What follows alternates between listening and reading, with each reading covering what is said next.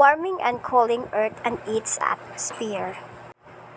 Intended learning outcome: evaluate the heat flow of Earth atmosphere, discuss how atmosphere absorb and emit heat, solve related problems to atmospheric thermodynamics. These are the topics of warming and cooling Earth and its atmosphere. 2.1 Temperature and heat transfer. 2.2 Radiant energy. 2.3 Radiation, absorption, emission, and equilibrium. 2.4 Why Earth has a season. Warming and cooling Earth atmosphere. Distinct various factors have all contributed to climate change on Earth. Throughout the courses of history, here is how each one stack up against current climate change. Earth has alternately experienced periods of snowfall and heat. How can we be certain that people are to blame for the current severe warming? It is climate altered before humanity. In part, this is due to the fact that we can conclusively demonstrate that causal relationship between human-caused carbon dioxide emissions and a rising global temperature increase since pre-industrial times. More carbon dioxide molecules in the atmosphere trap more of the heat emitted by the planet surface because of the absorbed infrared radiation. The interconnection between this cycle used to make it hard to show that human-caused climate change was statistically significant and not just another large of natural variability. But anthropogenic climate change has since gone well beyond natural variability in weather and seasonal temperatures. According to the U.S. National Climate Change Assessment in 2017 conclude that there is no convincing evidence for natural cycles in the observational record that could explain the observed change in climate. Evaluation of the Earth in Earth atmosphere. Earth internal heat budget is fundamental to the thermal history of the Earth.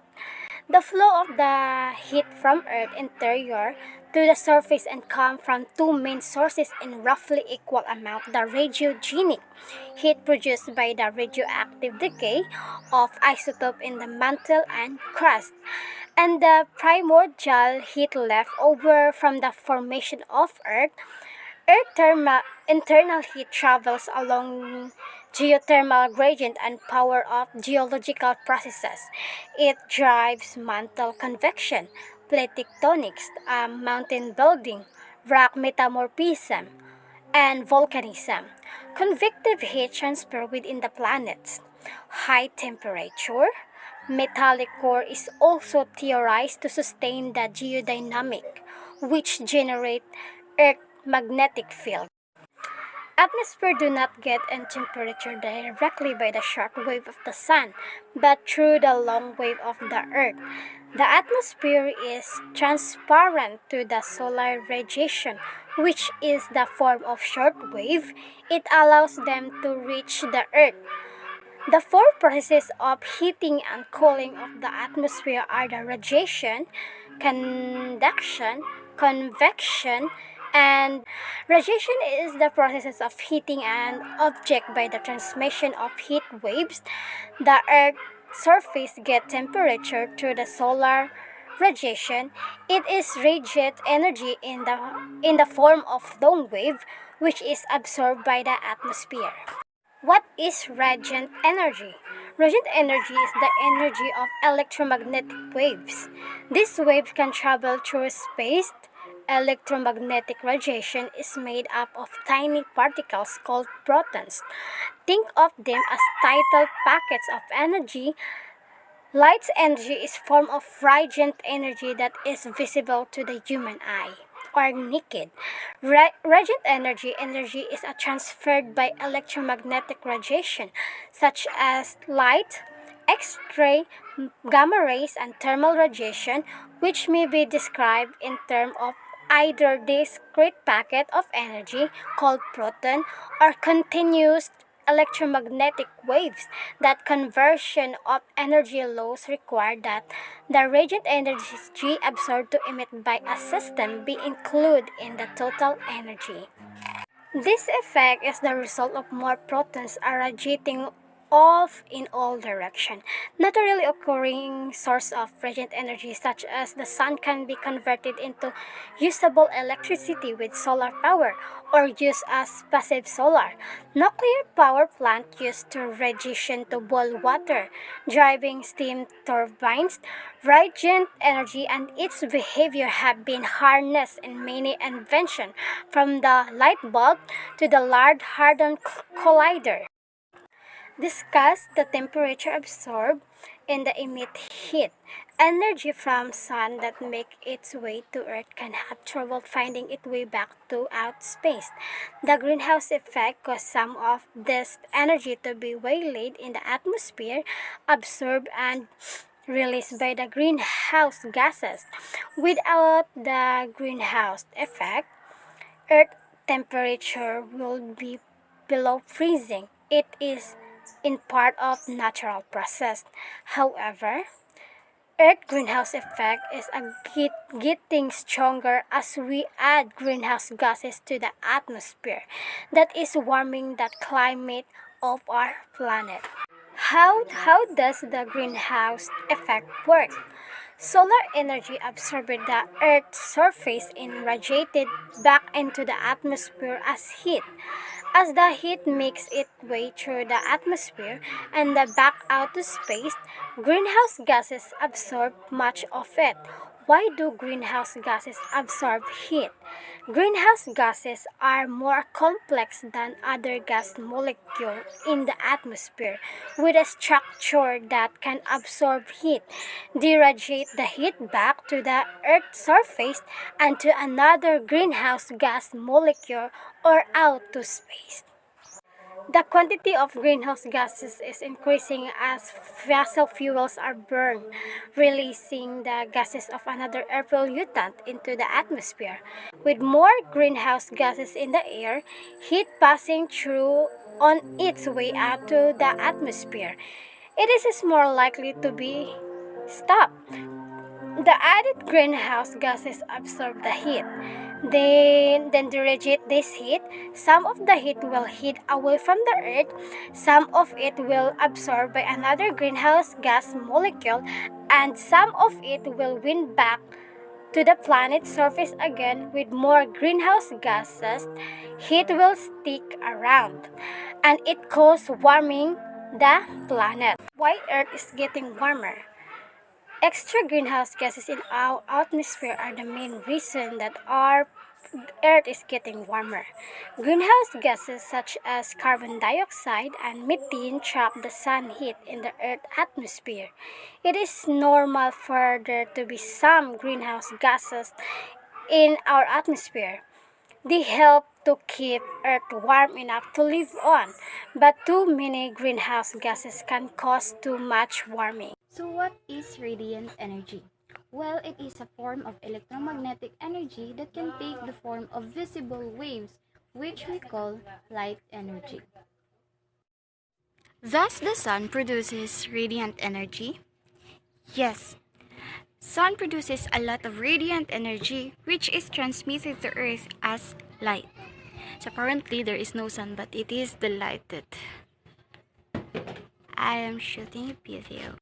So plants convert electromagnetic energy in sunlight into chemical energy for their food through the process of photosynthesis. Charot. Radiative equilibrium is the balance between the gain and loss of radiant energy. So when radiant energy is unbalanced, it can cause the temperature of the atmosphere to increase or decrease and will eventually affect our climate.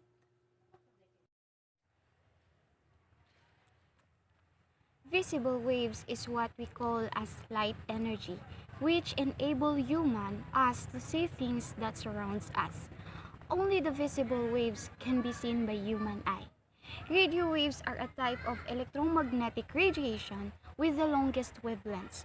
X-rays are a form of electromagnetic radiation that have higher energy and can pass through most objects, including our body. Electrical energy is a form of kinetic energy. It is caused by moving electrons. The faster the charges moves, the more electrical energy they carry. So when our atmosphere starts to absorb energy from the sun, it starts to heat our ground. Though our atmosphere, wala yun niya gisuyop tanan energy from sun. So diri sa absorption, ang electromagnetic energy kay ma-convert siya into heat energy. As much as grabe yung naitutulong niya sa atin, malaki rin ang naitutulong nito sa mga tanim as they convert heat energy into their food. This process plants use to make energy from sunlight is called photosynthesis. Emission is when a substance gives off electromagnetic radiation. So kung paano na nag-a-absorb yung atmosphere natin na kailangan rin na may maipapalabas po tayo. So dito na, hindi siya lahat lumalabas. Minsan may mga natatrap sa ating atmosphere.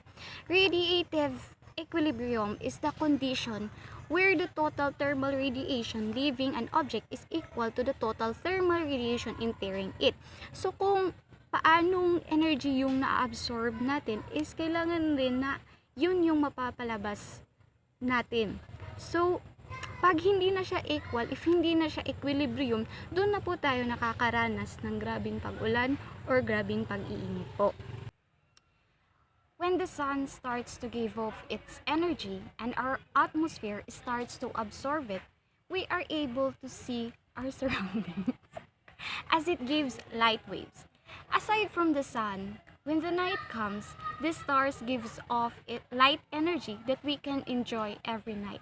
Also, we use light bulbs to light our home at night. One myth topic is why does Earth have seasons? The short answer for that, Earth has seasons because its axis is tilted. Earth's axis is always pointed in the same direction, so different parts of Earth get the sun's direct rays throughout the year. For example, in summer, the sun rays hit the region more directly than at any other over time of the year. Many people believe that Earth is closest to the sun in summer and farthest in the winter. Say what? So, this idea makes sense, but it is incorrect according to NASA. It is true that Earth's orbit is not a perfect circle, it is slightly elongated, so that during part of the year, Earth is closer to the Sun than at any other times. However, in the northern hemisphere, we are having winter when it's closest to the sun and summer when it is farthest away.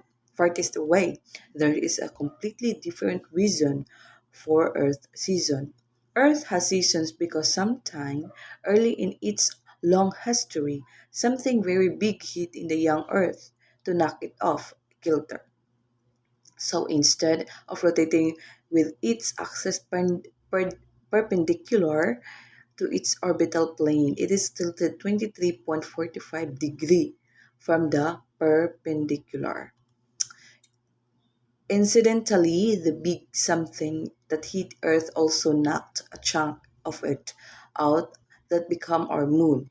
And at least that is generally accepted theory. So here we are, orbiting the sun, but tilted a bit on always with the axis pointed in the same direction, so different parts of Earth get the sun's direct rays as we travel throughout the year. For example, in December, summer south of equator, winter north of the equator, the sun shines directly at the southern hemisphere and indirectly on the northern hemisphere.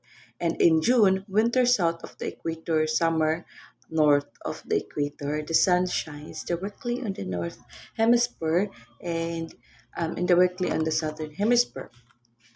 Also, please note that Earth has season because its axis is tilted and Earth rotates on its axis as it orbits the Sun, but the axis always point in the same direction. Thus, sometimes in the North Hemisphere, North Pole, tilting toward the sun like in June, and sometimes it is the South Pole tilting toward the sun like in December. Hence, the season it is summer in June and in the northern hemisphere because the sun rays hit that part of Earth is more directly than at any other point of in Earth orbits. So, it is followed that if we live in the North America during the winter, the sun path across the sky is more toward the south, rising in the southern and setting in the southwest during the summer. The sun tracks more direct overhead, um, rising is the best overhead at noon and setting in the west. If you live in the southern hemisphere, the sun will be more northerly in the sky during the winter, that is June, July, and August. So if you go to South Africa for the winter holidays, bring your swimsuit and leave your skis at home. Thank you.